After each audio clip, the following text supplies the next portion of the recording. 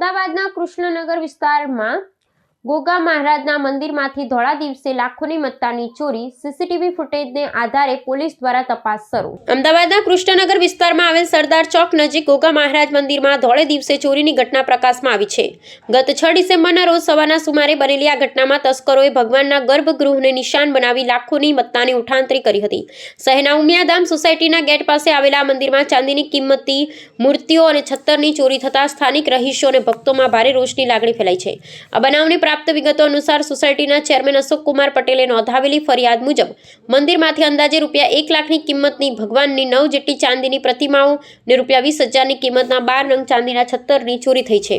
ચોરીની આ સમગ્ર ઘટના મંદિર પરિસરમાં લાગેલા સીસીટીવી કેમેરામાં કેદ થઈ ગઈ હતી, જેમાં એક શંકાસ્પદ ઈસમ પીળા અને કાળા રંગના ચોકડીવાળા પહેરણમાં કાળા રંગની બેગમાં મૂર્તિઓ ભરતો નજરે પડ્યો હતો। ચોરીમાં ગયેલા કુલ મુદ્દામાલની કિંમત અંદાજે ₹1.20 લાખ આંકવામાં આવી છે। ઘટનાની જાણ થતાં જ કૃષ્ણનગર પોલીસ મથકના અધિકારીઓ સ્થળ પર દોડી આવ્યા હતા અને સોસાયટીના રહીશોની ફરિયાદને આધારે ગુનો નોંધી કાયદેસરની કાર્યવાહી હાથ ધરી છે।